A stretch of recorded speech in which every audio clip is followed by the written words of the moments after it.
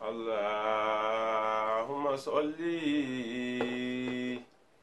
صل على محمد وعلى رسول الكريم سيد البشر شافع المشفع في المحشر. اللهم صل على مصطفى، صل على مرتضى، صل على مجتبى وعلى رسول الكريم. اللهم صل على سيدنا محمد وعلى آل سيدنا محمد، وبارك على سيدنا محمد وعلى آل سيدنا محمد كما صليت ورحمت وباركت على سيدنا إبراهيم وعلى آل سيدنا إبراهيم في العالمين إنك حميد مجيد. adúpẹ́ fún Ọlọ́run ọba ọ̀gá àgbà, ọba àná, ọba ìní, ọba ọ̀la, ọba àgbà gbogbo, ọba tá a máa dúpẹ́ fún láéláé. adúpẹ́ fún tó tún ṣọ́ wa dọjọ́ ìní pẹ̀lú ògo Ọlọ́run. tẹ̀fsíìrì wa ní Lagos Central Mosque ó ń tẹ̀síwájú lágbára Ọlọ́run. èyí tá a tún bọ́ sílé náà ní ọjọ́ 13 nínú oṣù Ramadan. Ọlọ́run ó ń lọ díẹ̀díẹ̀ náà nìyẹn. wọ́n ṣàlẹ́ kẹ́mi wá rẹ́yìn oṣù náà. la ilaha illallah. gbogbo ìtawà ń wí Ọlọ́run má ṣàjẹ́ ó ṣe àǹfààní fún wa nínú súrà wa pẹ̀lú ògo Ọlọ́run. tá a fẹ́ fara ẹ̀ tì a lè parí gbogbo àwọn ọ̀rọ̀ méjì tí ó wà nínú àyà kẹyìn, a lè parí ẹ̀ lánàá. lágbára Ọlọ́run a fi ti lénìí. a bá fi ti lénìí ẹ̀kọ́ wò la rí nínú súrà náà lódindi gbogbo ẹ̀ kọ́lọ́run ọba kó má ṣàṣe ní ọ̀fun wa kó fi yé wa. a wá bẹ̀rẹ̀ súràtù Rum lọ́la lágbára Ọlọ́run. bí ta sùn sí lánàá ni pé a'udhu billahi minash shaitonir rajim bismillahir rahmanir rahim walladhina jahadu fina lanahdiyannahum subulana wa inna Allaha lama'al muhsinin. Ọlọ́run sọ fún wa, ó tún tẹ̀mọ́ wa létí pé gbogbo ẹni tó bá gbìyànjú tó jagun sójú ọ̀nà Ọlọ́run, tó gbìyànjú sójú ọ̀nà Ọlọ́run nínú wa, lanahdiyannahum subulana, àwọn Ọlọ́run ọba àálànà fún àṣẹ oríire fún láyé. tó bá jẹ́ gbìyànjú kíámọ̀ yóò máa bẹnu àwọn olóríire. ìtumọ̀ lanahdiyannahum subulana nìyẹn.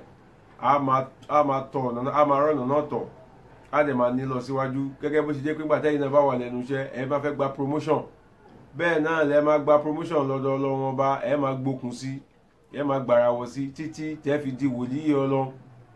mo sọ fún yín pé ànábì Ọlọ́run ló nìkan lèèyàn ò lè jẹ́, àmọ́ èèyàn lè di wòlíì Ọlọ́run nípa pé kó súnmọ́ Ọlọ́run, nípa gbogbo àwọn iṣẹ́ dáadáa tọ́lọ́run ní ká máa ṣe.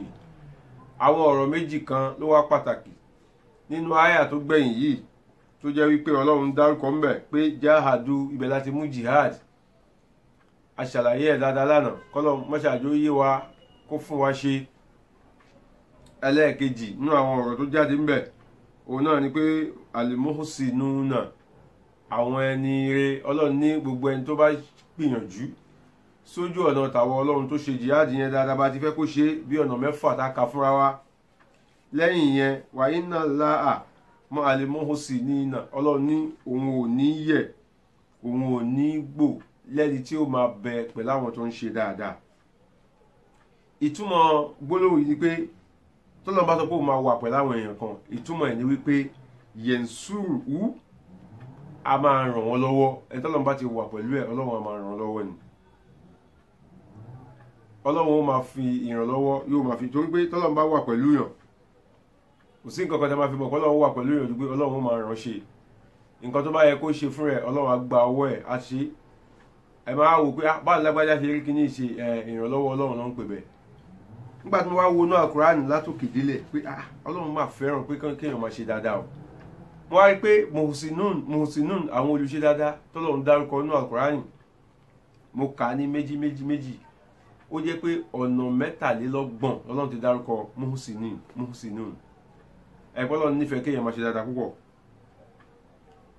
pé Ọlọ́run wá sọ láwọn oríṣiríṣi bí ọ̀nà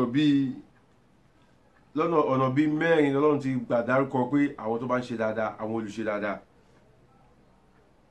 Lákọ̀ọ́kọ́ ó sọ pé wallahu yuhibbul muhsinin, ọlọ́run ọba yìí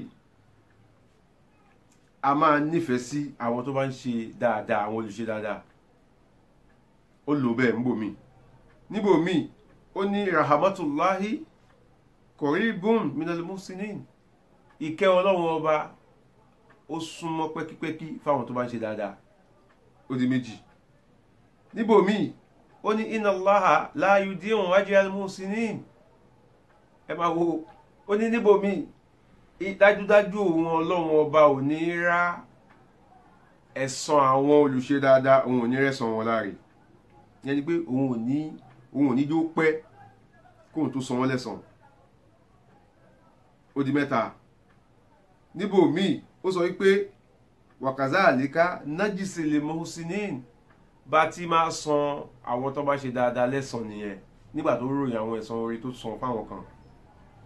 Bí oríṣi bíi mẹ́rin báyìí lọ́lọ́run ti sọ pé ká ṣe dáadáa, àwọn tó ń ṣe dáadáa, àwọn tó ń ṣe dáadáa. Eléyìí náà jẹ́ nǹkan tó máa gba àwa náà níyànjú wípé gbogbo ń ta bá mú ká jẹ́ láyé ká jẹ́ kó já sí wípé dáadáa là á máa fi ṣe gbogbo kíbi tá bá bára wa. Tó bá yẹ kó owó la ní ni ká rí wípé dáadáa là á máa fowó tiwa ṣe. Tó bá jẹ́ wípé ẹnu pé ká lè sọ̀rọ̀ káwọn èèyàn máa fẹ́ gbọ́rọ̀ sí wa lẹ́nu la ní, torí ẹlòmíì ọlọ́run ò fún lówó àmọ́ àwọn èèyàn nífẹ̀ẹ́, wọ́n respect ẹ̀, wọ́n máa ń bọ̀wọ̀ fún un. Tó bá sọ àwọn èèyàn sọ̀rọ̀ báyìí wọ́n á fẹ́ tẹ̀lé ọ̀rọ̀ rẹ̀. Ọlọ́run ní èyí tó bá yẹ pé ìyẹn lọ́run fún wọn náà dáadáa ni kó máa fi ṣe. Torí pé bọ́lọ́run ṣe kà ń bí oríṣi bí ọ̀nà mẹ́rin pé òun nífẹ̀ẹ́ sáwọn olùṣe dáadáa, òun á máa dúró táwọn olùṣe dáadáa, òun ò ní rá ẹ̀san olùṣe dáadáa láre, òun ò ní yé máa ran olùṣe dáadáa lọ́wọ́. Ẹ pé ọ̀rọ̀ tó lágbára ni. So àfi kí gbogbo wa náà gbìyànjú pé gbogbo ohun tó lọ́ba ẹlòmíì wá wà o, òun ò lówó, òun ò dẹ̀ lẹ́nu àti sọ̀rọ̀, àmọ́ ó mọ̀ nǹkan kọ.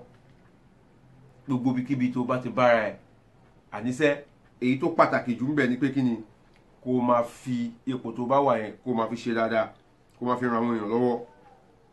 Nípa pé Ọlọ́run sọ wípé òun nífẹ̀ẹ́ àwọn olùṣe dáadáa, pé mo nífẹ̀ẹ́ àwọn olùṣe dáadáa, tọ́lọ́run sọ ọ̀nà mẹ́rin lọ́lọ́run ti sọ bẹ́ẹ̀. Pé wallahu yuhibbul muhsinin. Ẹ bá nu Quran chapter 2 verse 195. Ẹ bá nu Quran chapter 3 verse 134.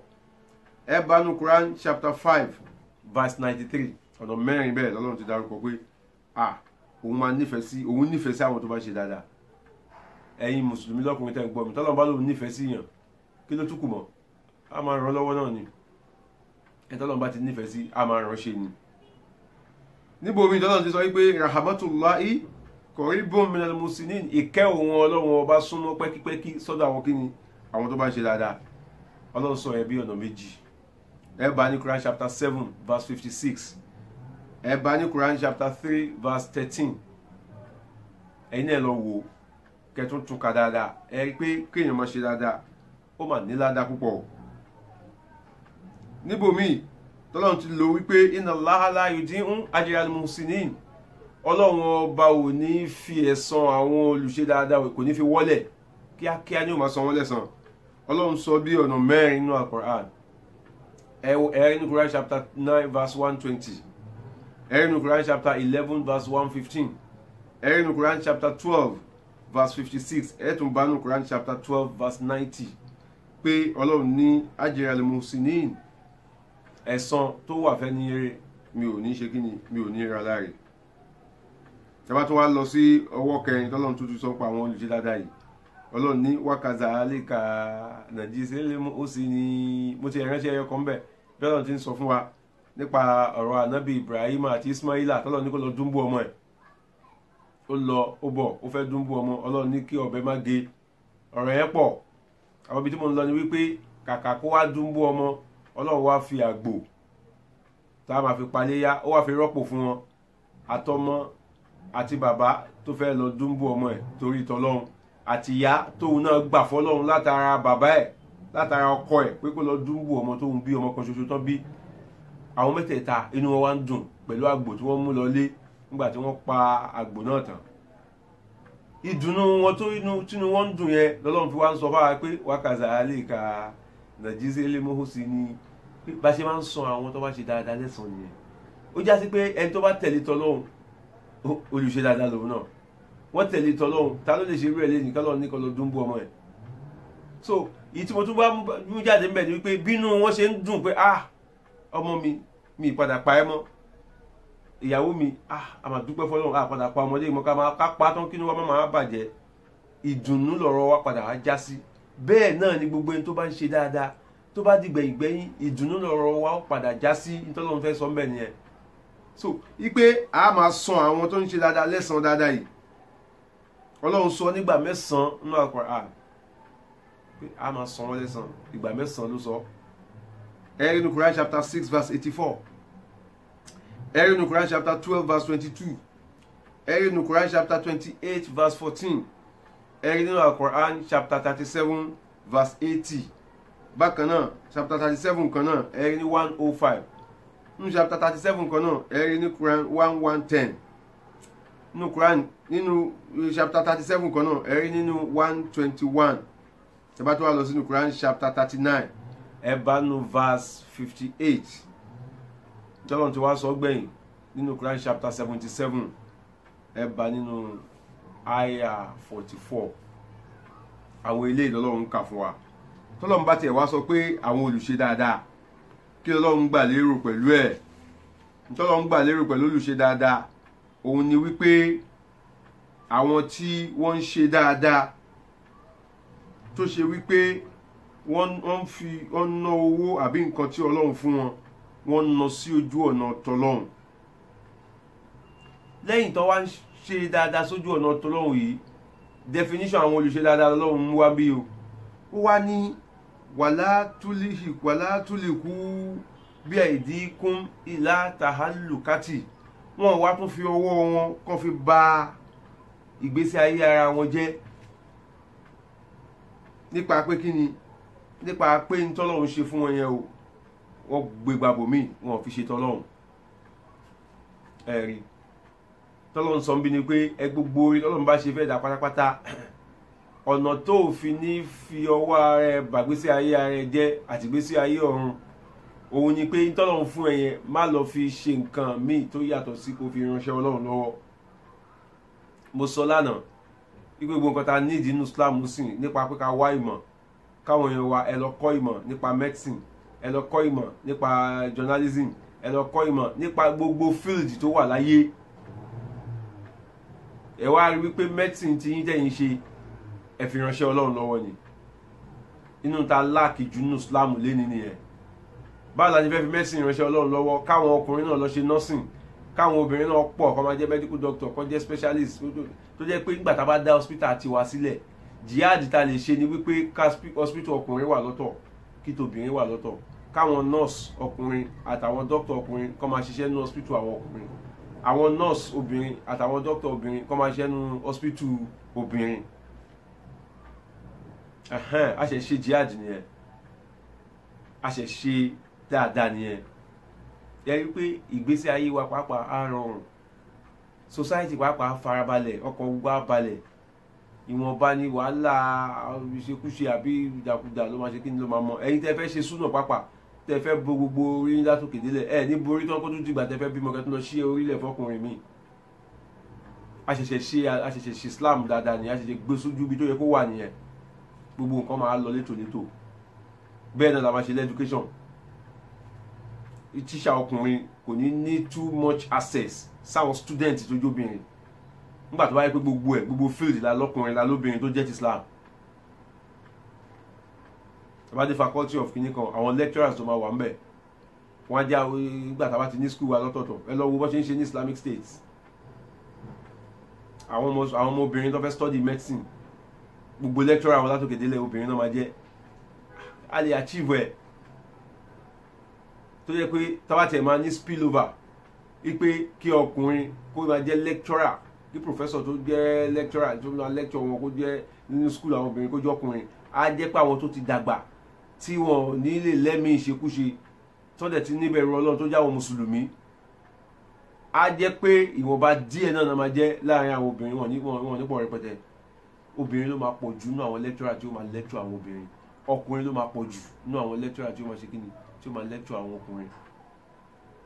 Àṣebẹ́ ní school náà ní education wa gbogbo field wa láyé wípé Ọlọ́run ló ti yà wá lọ́tọ̀ọ̀tọ̀ pé ká má mingle ká má ibẹ̀ yẹn lé àti fi ní ráyè máa ṣèṣekúṣe.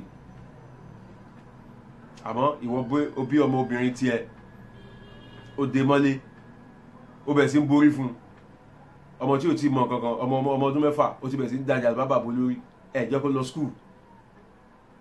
Báwo lè ṣe fẹ́ jẹ́ kó lọ kọ́rọ̀ ẹ̀kọ́ tó lè fi wúlò fún Islam tá à ń sọ yìí? Ẹ jẹ́ ká ronú sí i nítorí tó ń bá wa sọ gan-an tí mo fẹ́ mẹ́sẹ̀jì mo fẹ́ mú wá nìyẹn.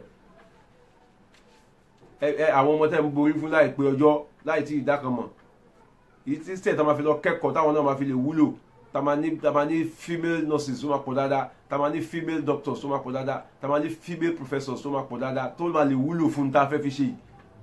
Tó jẹ́ pé nígbà tá a bá láwọn tó jẹ́ journalist tó jẹ́ obìnrin nígbà tá a bá fẹ́ lọ cover story tó jọmọ́ tó wà peculiar sóbìnrin àwọn á lè lọ àwọn á lè wọ ibi táwọn obìnrin wà wọ́n á lè ní freedom láti ṣe gbóṣẹ́ tó yẹ kán ṣe mẹ́ láti ṣe ìwádìí tó yẹ kán ṣe. Wọn ò dẹ̀ ní lọ kóṣù tá a bá àwọn obìnrin olóbìnrin. Nígbà tí wọ́n bá fọmọ obìnrin tiẹ̀ lẹ̀ tó jẹ́ kó kẹ́kọ̀ọ́ tó padà wá wúlò fún Islam ìgbà yẹn ló ṣe jihad.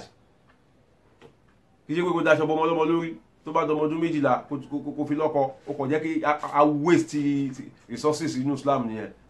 Táà Nábì bá sọ pé ẹ bímọ kó pọ̀ dáadáa kó o lè fi yíyan ọgbọ̀njọ́ gbọdọ̀ kìámọ̀ kí ni pé kọ́ ọmọ kan pọ̀ tí ò wúlò lọ́nà Nábì sọ. Nínú àwọn ọmọbìnrin ká máa rí medical doctor ká máa rí justice ká máa rí lawyer ká máa rí engineer ká máa rí ICT expert náà tó jẹ́ àwọn obìnrin tó jẹ́ pé ńgbà tó bá múra àárí pé yes àwọn ọmọ Islam ni tó máa borí tó máa wà òkè kí ló stop wa ká ní female pilot tó jẹ́ mùsùlùmí. Ó dijọ́ tèmi bá fọmọ obìnrin tèmi lẹ̀ láti lè kẹ́kọ̀ọ́ tó yẹ pé ẹ̀kọ́ tó máa kọ́ òní kó máa múra decently ẹ má kọjá alẹ́ ẹ má daṣọ bò wọ́n lérí débi pé wọ́n nílè lọ kẹ́kọ̀ọ́. Ntọ́lọ̀ ń bá wa sọ rẹ o tó sọ fún wa ń pa pé ká ṣe jihad ká lè ṣe dáadáa. So ó ní gbogbo tọ́lọ̀ bá ṣe fún ẹ báyìí pé ọmọ náà lọ́lọ́run fún ẹ bí channel ẹ̀ sójú ọ̀nà pé yóò máa rìn sìn lọ́wọ́ wọn náà lè jẹ́ ní dáadáa níwájú Ọlọ́run. Ọlọ́run ní wa ahsinu inna Allaha yuhibbul muhsinin ó dọwọ́ yín. Eléyìí tá gbọ́ iná ọlọ́mọṣáájú ṣe wá láǹfààní bí tá máa sùn sílé nìyẹn nípa àwọn iṣẹ́ olóore tọ́lọ́run fẹ́ ká ṣe nípa apọ́ Ọlọ́run fẹ́ ká jẹ́ èèyàn rẹ̀ ká jẹ́ èèyàn dáadáa. Tá bá ti jẹ́ èèyàn dáadáa Ọlọ́run ní inna Allaha lama'al muhsinin èmi Ọlọ́run ọba ò ní yé máa wà pẹ̀lú àwọn olùrànlọ́wọ́. Yẹn pé gbogbo ìgbà tó o bá ti wò ó pé owó tọ́lọ́run fún ẹ ìrànlọ́wọ́ tọ́lọ́run fẹ́ máa fi ṣe Ọlọ́run ò ní yé máa wà pẹ̀lú ẹ láti jẹ́ kówó náà máa pọ̀ sí i. Gbogbo ìgbà tó ọ̀nà bá ti láníyàn pé àwọn ọmọ tí mo bí báwo mo ṣe fẹ́ káwọn náà kọ́ wúlò fún Islam lọ́la nípa pé ẹ̀kọ́ tí wọ́n máa kọ́ tó máa yọ Islam kúrò nínú òkùnkùn tí Islam náà máa bọ́ sínú ìmọ́lẹ̀. Tó ń jọ́ tó bá ń sọ̀rọ̀ nípa medicine tara àwọn ọmọkùnrin kó jáde àtàwọn ọmọbìnrin kó jáde ìwọ náà ó pẹ̀lẹ́ tó yọ Islam kúrò nínú òkùnkùn nínú field yẹn nìyẹn.